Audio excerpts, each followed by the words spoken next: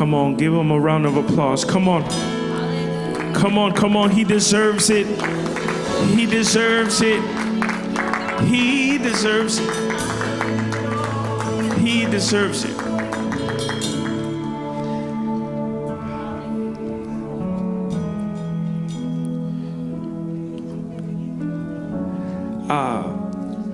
I want to do things a little bit different today. There's something that I want to share with you really quickly in my heart, and then we can continue to worship and praise. But I really do want to share this word with you, and I believe that God has deposited this word, and it's going to benefit you today. Okay? And so, if you will go with me to Ezekiel chapter 37. And let's stand for the word as reverence. Ezekiel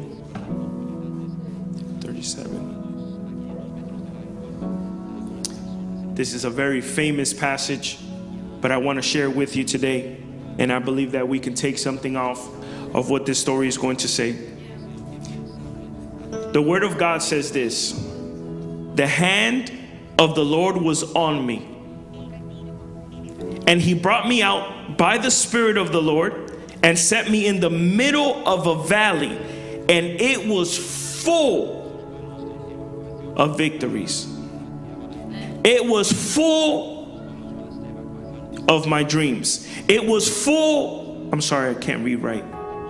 It was full of bones. He led me back and forth among them, and I saw great many bones on the floor of the valley, bones that were very dry.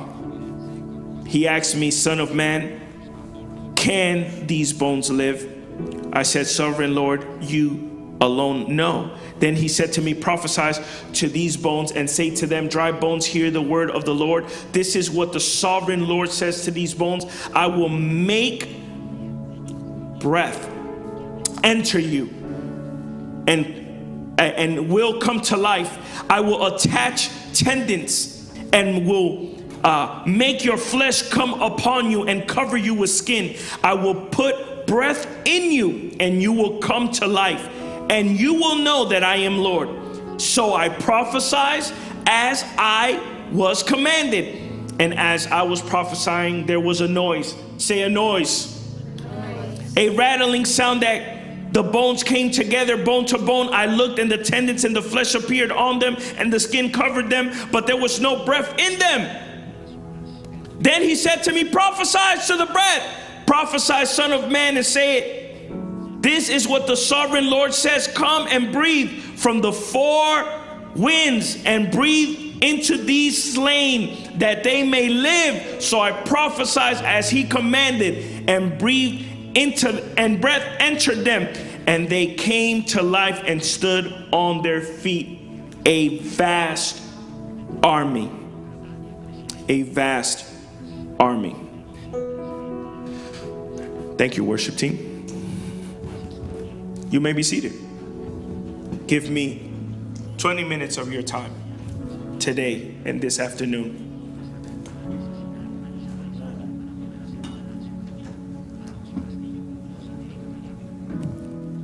I usually have a title for my messages. I don't have one today. I don't know why. Maybe God will give me a title while I preach for some reason. I don't know how.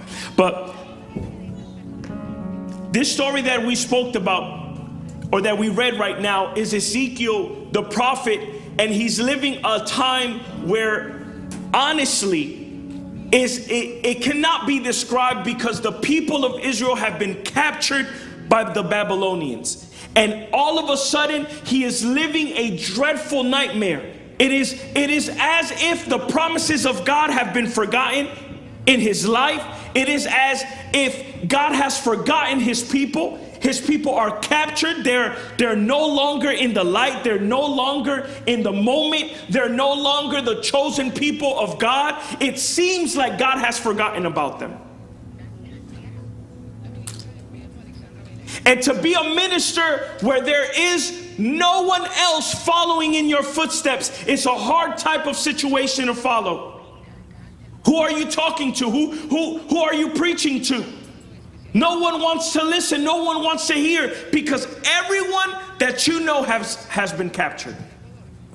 And all of a sudden, now you find yourself in a situation where everything you see is different from what God is speaking to your heart. To be in a valley filled with butterflies is different from being in a valley filled with bones. To be in a valley filled with little children laughing and people having fun is different from being in a valley of dry bones. And I want to bring to you today this picture, because this is a prophet that has come to minister to the nation of Israel, and he himself is a captive. Have you ever found yourself that you're meant for something greater? Have you ever thought to yourself, I'm meant to do something greater in life, but I feel like I'm captive? I feel that I have still not unleashed what God has wanted for my life, and you're in a situation where you feel captive and you don't know where to go, but at the same time, God is speaking to your heart. He is talking to your soul. He's reaching out, and this is where Ezekiel finds himself. He finds himself in a valley filled with dry bones.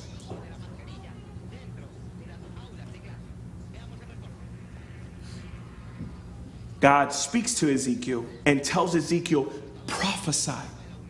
If I'm Ezekiel, the first question I'm asking is, to who do you want me to prophesy? It is a different story for me to prophesy in front of a group of people that can talk back to me, that I can see their reaction, that I can see their facial expressions, that I can see what the prophesying is doing to their life. But to prophesy to dry bones, to prophesy to something that is no longer even able to speak back or reply or say anything to you, it's a hard task. And God gives it to Ezekiel. He says, hey man, I need you to prophesy over these dry bones. Clearly, God shows him the condition of the nation of Israel. He's telling Ezekiel, this is the condition of the nation of Israel. They're dry and very dry. I want to let you know something. When they use this term, it's not because it's like broken to a crisp. When they use very dry, that means the bones have been there for a very, very long time. And I don't know why, but I felt this message come into my heart.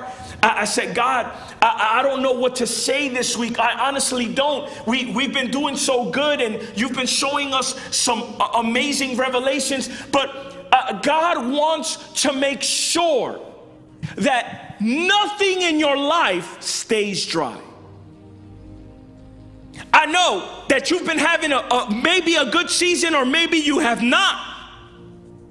Or maybe you feel like these dry bones today and you go, man, I've been dry for a very long time. But God came today to tell you that hope is on the way. Ezekiel is told by God to prophesy over something that is long gone. It does not exist. And I wish I had the time to go over how bones are able to handle stress and grow under stress and be able to thicken and get longer and be able to do all those scientific things. But what I'm trying to say is, God is telling Ezekiel to prophesy against science. God is telling Ezekiel to prophesy against what man thinks. And I've been thinking about this lately. Man, do we have the concept of God all wrong? And it's because we come to church and we're getting filled by the word of God, which fills us and transforms us. But we have a problem believing what it's actually saying. And if I'm Ezekiel, I'm like, God, what are you talking about? These bones have been here for a very long time. They're not going to get form or shape or nothing. What are you talking about? And I feel like there's people that we see on a daily basis, the country, our leaders, or whatever the case may be. We see everything going opposite all the time. And we continually try to reinforce the faith that we have in God. God, I believe you. God, I believe you. God, I believe you. I believe you. I believe you. God, I believe you. But they're still dry. So what is next? And Ezekiel says, you know what? Only you know. Only you know. You're the one that has the word. You're the one that has the final say. I don't know how science is or how it could be displayed at this moment in time with me prophesying. I don't know what's going to change. Ezekiel prophesies. And there's a noise that happens with prophecy. Now, I say this. If you read the story carefully, Ezekiel prophesies and the bones start rattling and they start connecting together, and tendons and skin start connecting together, and you think the job is done. And most of us stop at the noise. That's our spiritual life. We stop at the rattling.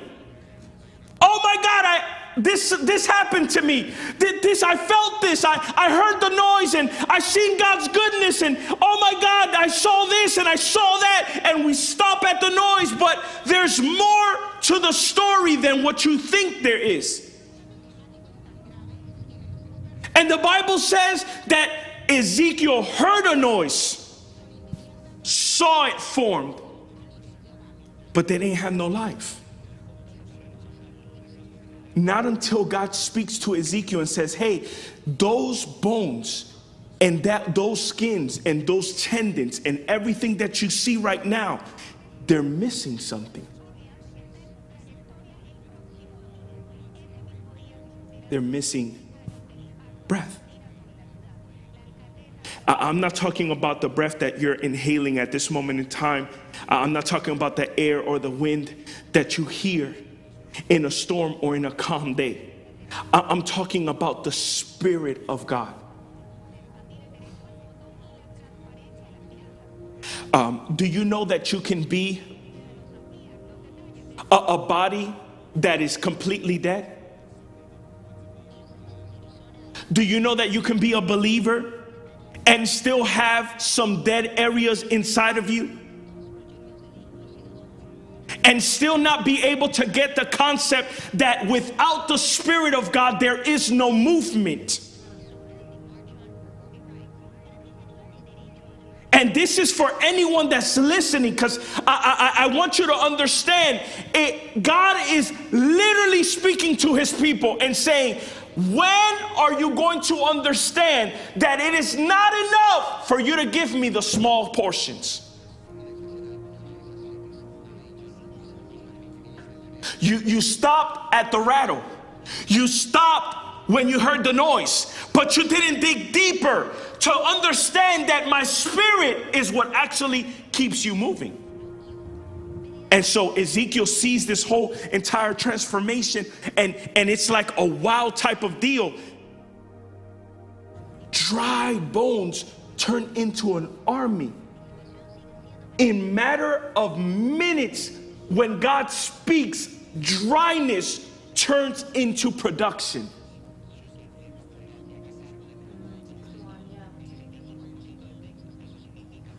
So I started thinking, right? I gave you the end of the message. The bones turn into an army. What else do you want to know? But I started thinking about the effectiveness of not being dry. Have you ever been very thirsty ever in your life? Raise your hands really quickly. Like, I'm sorry, super thirsty. Like, you see a glass of water and you just want to drink that glass of water and you're like, oh my God, I've been thirsty this whole entire time, and it's just so satisfying. One time I did that. I was so thirsty and I didn't notice that the cup was filled with white vinegar. Right? Yeah, you get it now.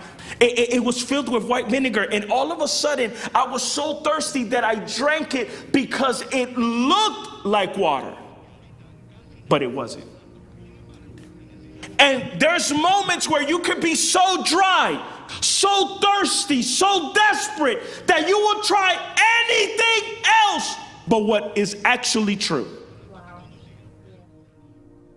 And that there's some people that are drinking some vinegar in their life. You're choosing to drink that vinegar because you're so desperate that you, instead of drinking the real water, the water that never runs dry, you go to other things that look and have a facade that they are water, but they're really not. The smell is different. The taste is different.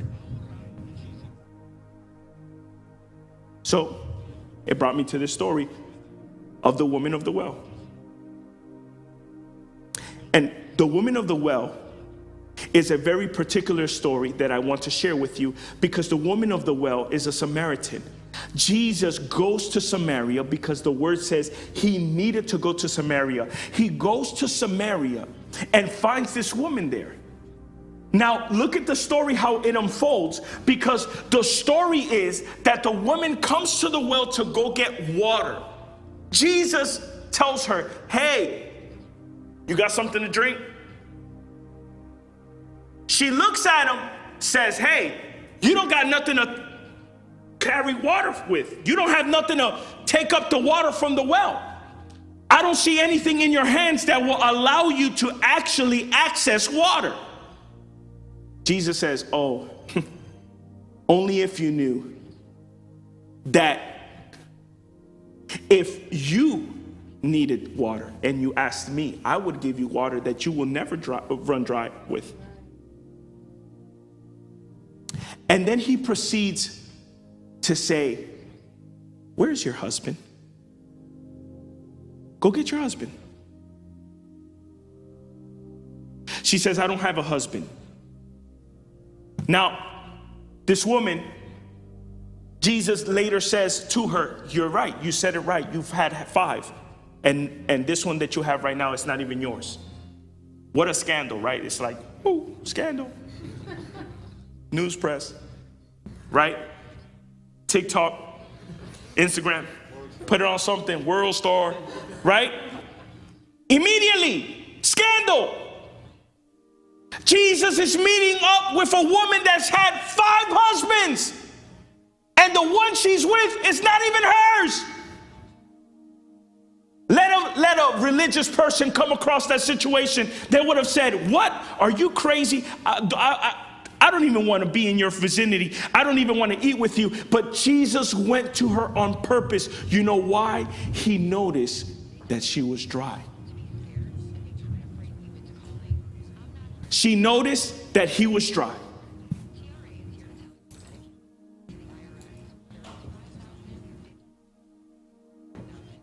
I don't know what happened. Should I turn the buzzing sound off? It's a car alarm. Oh, it's a car alarm. Okay. I thought it was a system. Jesus comes up to her, says, hey, listen, you've had 5 husbands. Immediately, if I'm Jesus, I take a step back. I say, wait a minute, you're completely different from me. I'm holy and you're not. Jesus literally notices that she is thirsty. Not in the regular physical form. She's thirsty like that trend word that was back in the day. I don't know if it's still on there, like, oh my God, they're thirsty, right? He He noticed that she was dry, but that doesn't make no sense because she comes to the well, she gets water, and she goes home. The reality of it is that she had the wrong pot to put the water in, because the water would run dry eventually, and she would have to come to the well again. So the well only satisfied her needs temporarily until she needed to go back to the well again. And Jesus is saying, you're going to each of your husbands looking for confirmation and to be loved and trying to quench your love thirst, but you're not going to be able to, because you're going to run dry every single time. So Jesus says, if you ask me, I got some water. If you ask me, I got water to give you. But this is not no ordinary water. This water will literally quench your thirst, and you will never thirst again. And I think about how God sometimes works in our lives. He says certain things that don't make sense. I've drank water my whole entire life. If not, I wouldn't be here alive right now. I would have been dehydrated 30-something years ago. But I've been drinking water. And every single time I've noticed that I drink water and I get thirsty again. So why does he say these things? Why does he tell Ezekiel to prophesy over dead bodies or dead bones that are not even going to recover or do anything? Why would he do this? Why does he say things to you and to us that doesn't make sense? And I started realizing,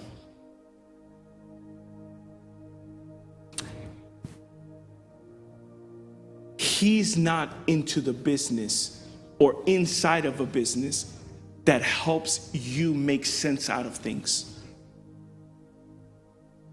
He's not in the business of you being super efficient with all your planning and all your goals and what you think that's going to happen and what you think that you planned, what you didn't plan, what went well, what didn't go well. He's not in that business of doing that. As a matter of fact, I wrote something very important that I want to share with you, that I think that it'll be pretty cool for you to understand today.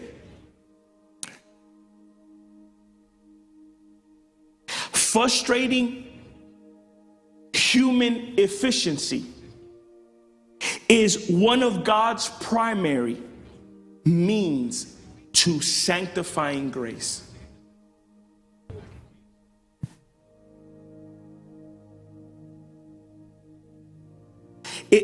It's because you think that you know what you're doing. It's a human theory in the brain to say, this is what I'm going to do, this is what I'm seeing, this is what is going to be the outcome. And you don't have no idea. You're not. The thing is that when God speaks to you, it's completely different from what you're experiencing. It always will. Never think that you're going to be experiencing a high and God is going to say, you're experiencing a high, aren't you? That's not how God works. He'll say you're experiencing a high, and in reality, you're like in Spanish, we say, estamos comiendo un cable. Like literally, we're suffering. Where is the high in this? Why do you want me to preach to dry bones if they're not even going to talk back? They're not nothing. Because you see dry bones, he sees an army.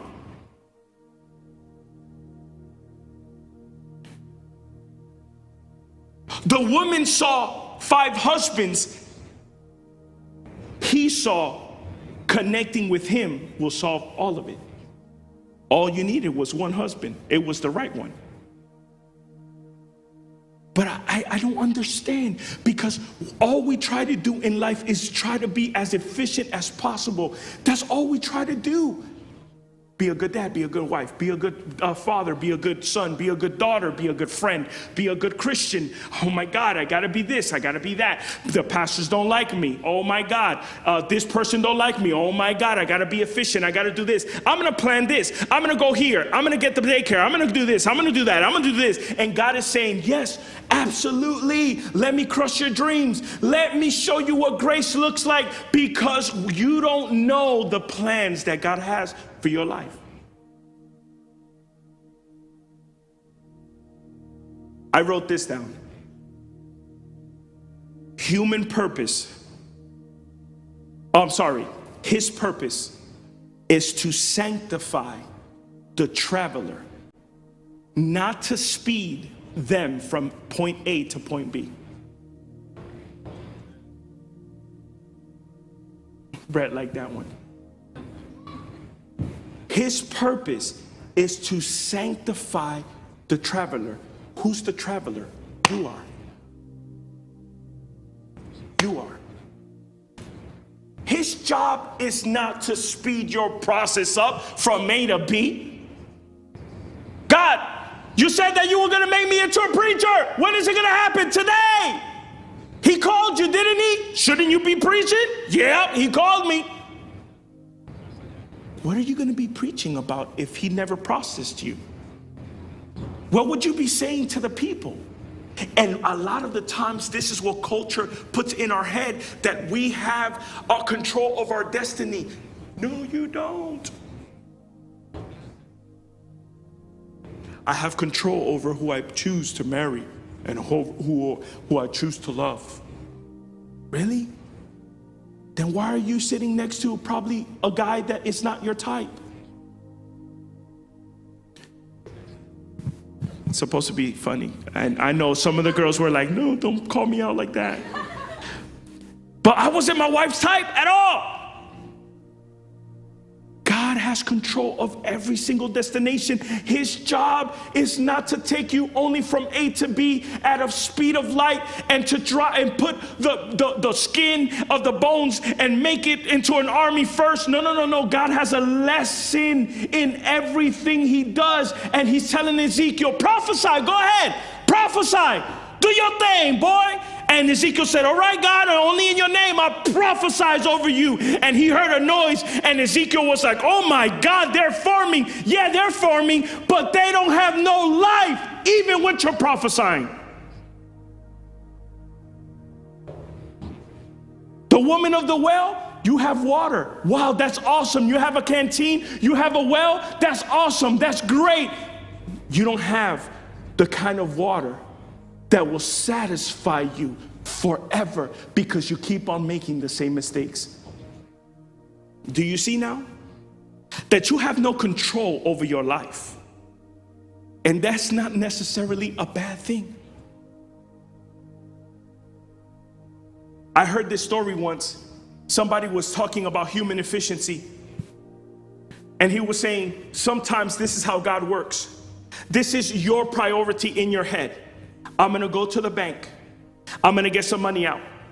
I'm going to take the money out from the boy that's actually babysitting my child. And what? And because their parents need to go back, because they're going to get a house. They're purchasing a house and they need to sign. So I need to be back in time. That's your priority, right? That's your efficiency. And so the story continues that the guy literally gets stuck in a car accident for at least an hour and a half. He comes back and he ain't even go to the bank.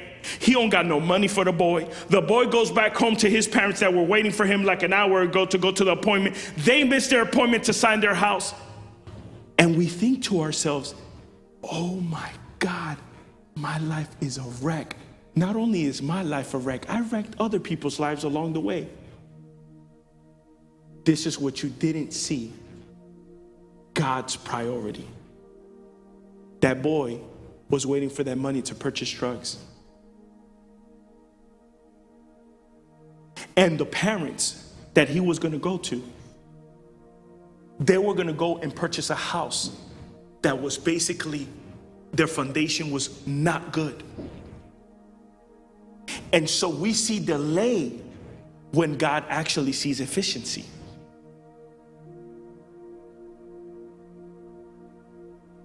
We see dry bones when God actually sees an army. And I'm just being real quick because I'm finishing. I just want you to understand this. I want you to comprehend it. Musicians, you can stay right there where you're at. Don't move. Cam, I seen you moving. It's all right. I'm finishing. I really feel to make you understand that you won't have control over your life. And it's okay, because the people of Israel, they thought they had control, and they became dry a long time ago. And God was trying to show Ezekiel, even with all the dryness, I can still put flesh back on their bodies.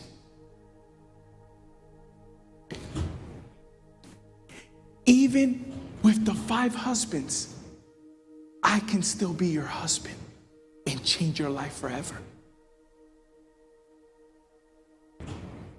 It's not about your past, what you've done, what you're thinking that you're going to do. It's, are you surrendering everything to him? And I know we're talking about growing, multiplication, and thriving, right? And notice how God backs me up on these things. To be able to really thrive, you have to be able to understand that you cannot have control.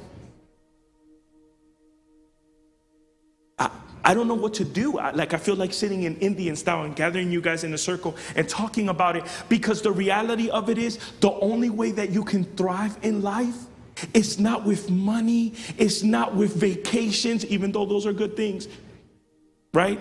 I want to go on vacation. I'm going on one in October, but they're good things, but you're not going to thrive in that. What you will thrive is actually depending everything that God has said over your life. And this is how it looks like.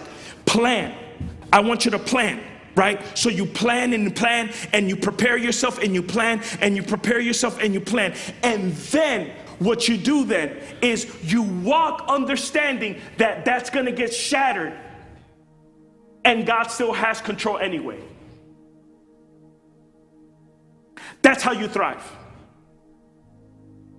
Plan, restructure, organize yourself, create some type of discipline in your life, restructure, control it, try it, plan it, and then you walk understanding with the freedom that God has given you today, that that's going to get shattered at any given point.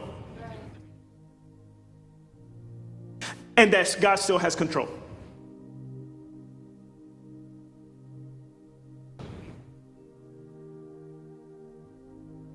God is not looking for perfect people.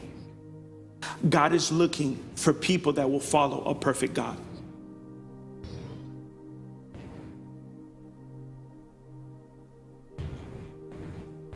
I know that there's seasons in people's lives that get dry, it gets sad, it's heartbreaking, it's hurtful, it takes pieces away from you. Pieces that you probably think that you will never get back. But I'm here to tell you that I serve a God that can turn dry, very dry bones into an army. And that he can give a woman that's desperate for love, true love.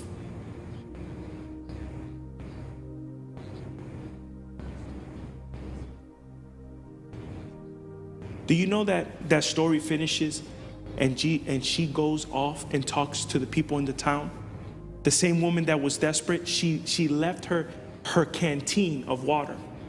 The very first thing that she was going for, she left it. The Bible says she leaves the canteen, goes into town, starts speaking to people. I think I met the Messiah.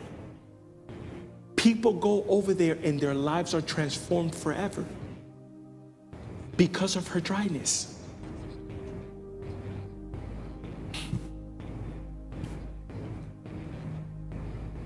I thought you were supposed to be perfect, and God can meet you in the perfection. No. God meets you in your disgrace, and he gives you grace. He meets you in your imperfection, and he shows you perfection. So today, as you leave, under this rainstorm, hopefully in a canoe, I want you to understand very clearly what I'm saying. God has control, and he will never lose it. As a matter of fact, whenever we post this on YouTube, that's the title. God has control. God had control over the dry bones. God had control over the woman in the well. God had control over the nation of Israel. God had control over all the people. Even when they left and rejected him, he still had control. So if your life is not going up to the pace where you think it should go, and you're not where you think that you should be as a mother, as a father, as a wife, as a husband, as a son, as a student, or as a future boyfriend, yeah, I'm looking at you.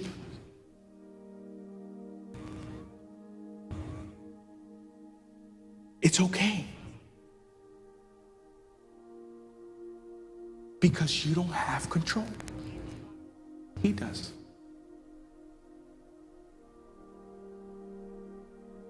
He does. And he will always have it.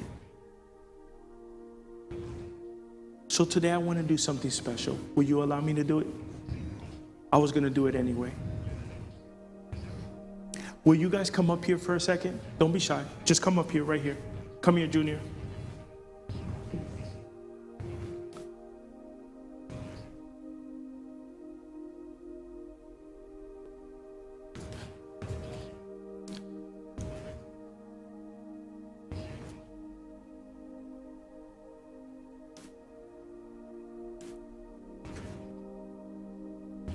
Each and one of you,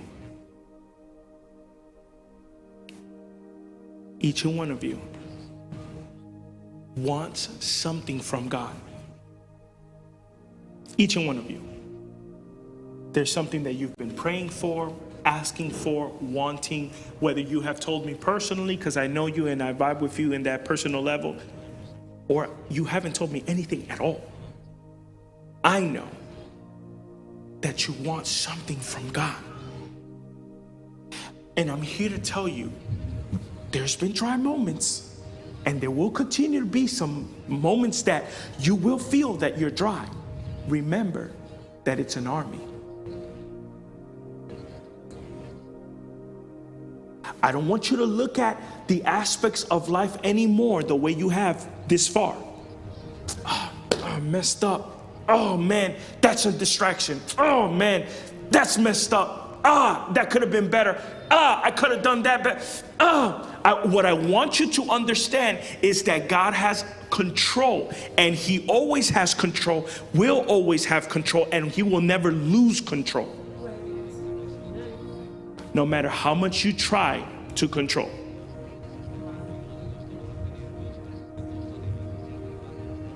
So today, very simple, I'm going to pray over each and one of you. And I'm believing, and I'm going to prophesy.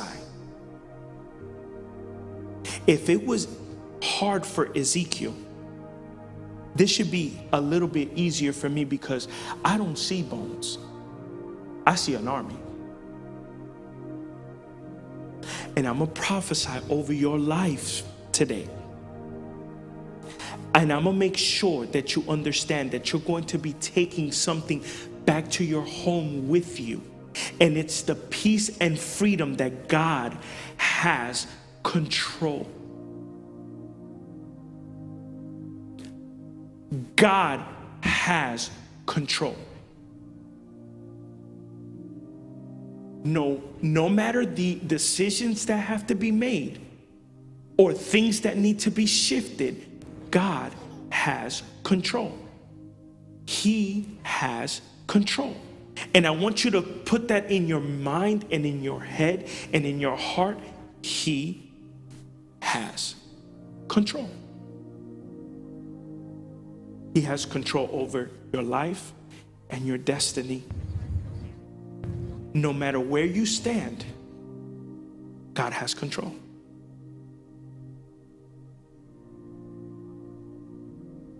God has control.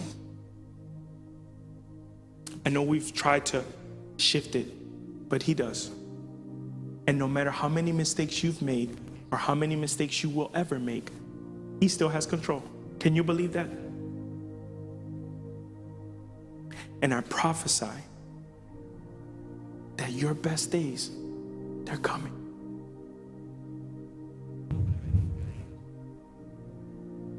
Your best days are coming.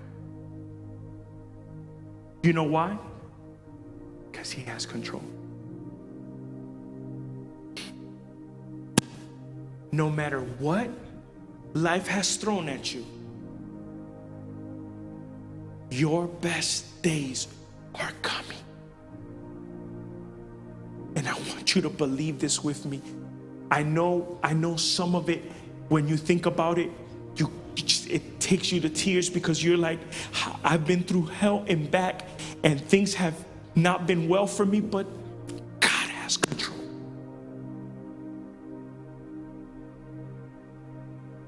Only he can shift and take dry bones and make it into an army.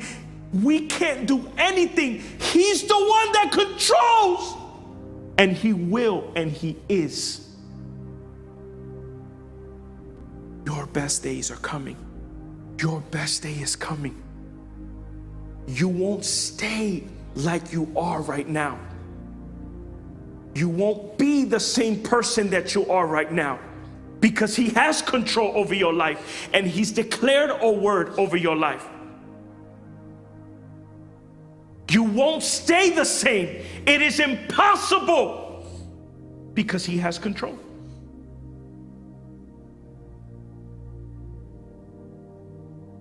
He has control.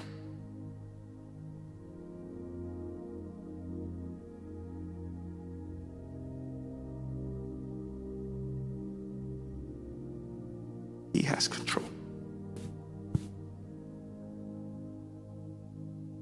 He has control over your walk. He has control over your decisions. He has control over your thoughts and your dreams and your goals and your mess ups and your hiccups. He has control. No matter how many times, he has control, and he leads you. Says, it's okay. I know you bumped yourself into there. I know you went that way. I still have control. If death couldn't take control away from him, neither will your bad decisions.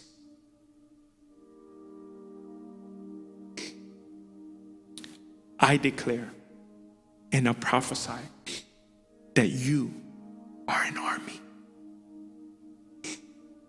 Your family is an army. Your destiny is already signed with his pen in blood. He has control.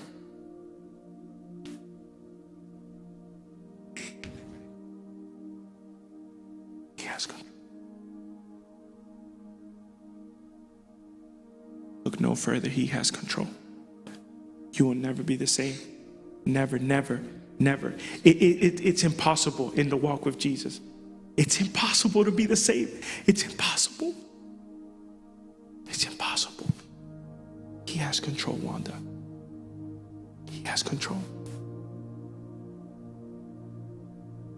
He will do what he said he will do. Lift up your hands. Come on. Johnny, grab your wife's hand. He has control in that marriage,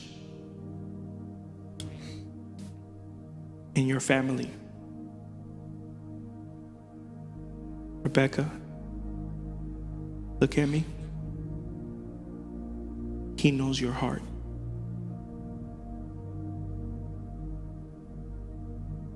And there's nothing that escapes from him.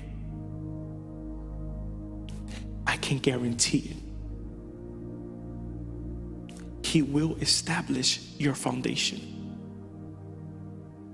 and make you solid as a rock. For you and for your family. He listens even to the smallest things that you ask him for. Be patient and let him change.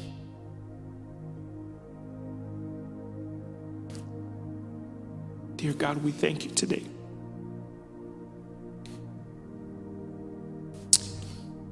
Thank you for your presence.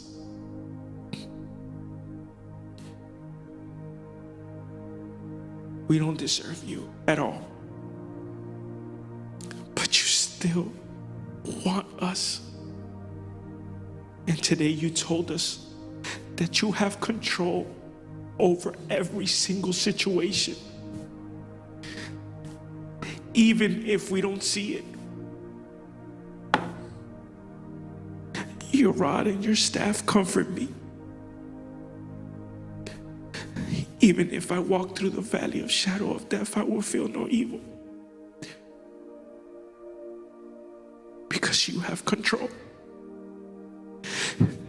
And I pray over every person in this place. And I prophesy that their best day is yet to come. Show them your purpose. Show them your purpose today. Allow them to see what you are calling them for. Show them that with you, they are enough.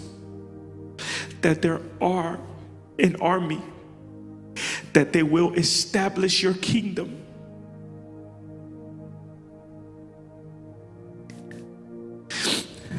Your best days are coming. Your best days are coming.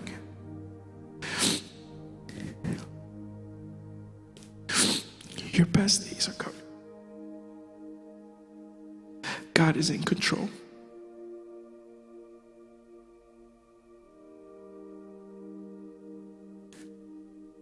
He's in control.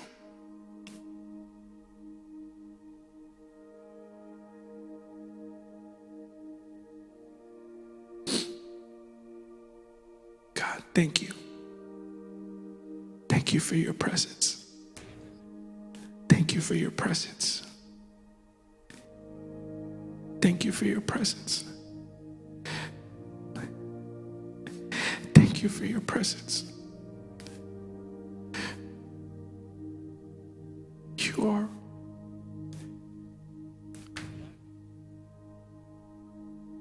We love you.